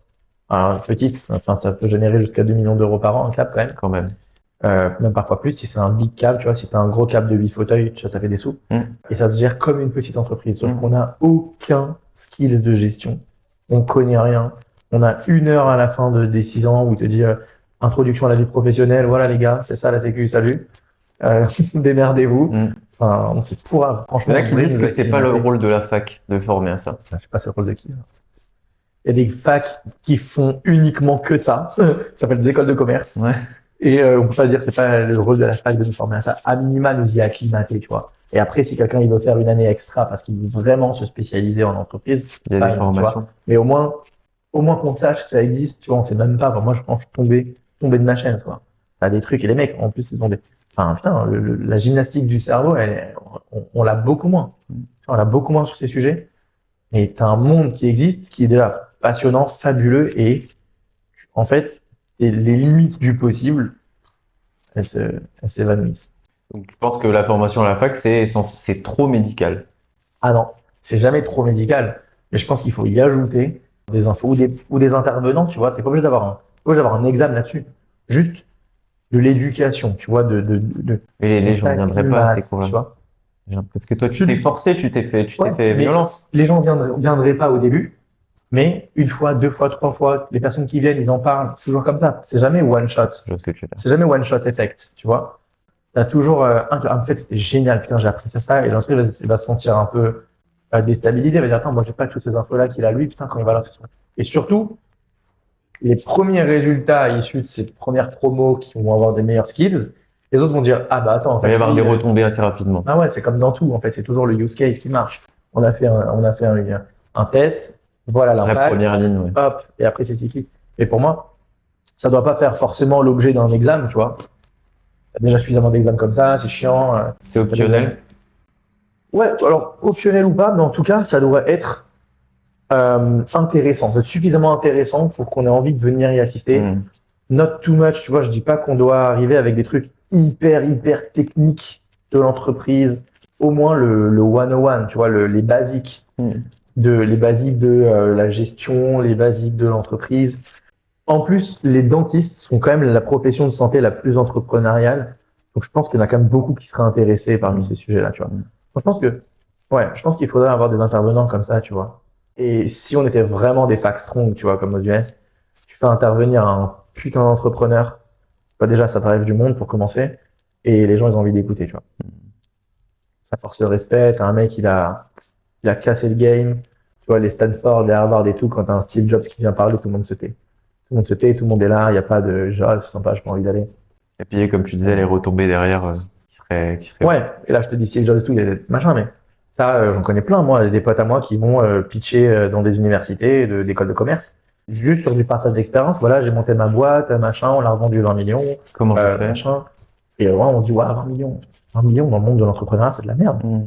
C'est rien du tout. Enfin, pardon, enfin, c'est pas pour paraître quoi que ce soit, mais les big moves en entrepreneuriat, c'est des compagnies qui se vendent 500, 600 millions, 1 milliard, 2 milliards.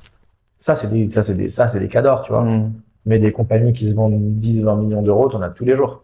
On le sait pas, c'est tout. Ça arrive tous les jours. Et donc, en fait, tu fais juste comme ça des mecs qui font du partage d'expérience, tu vois. Il n'y a aucun examen, il n'y a rien.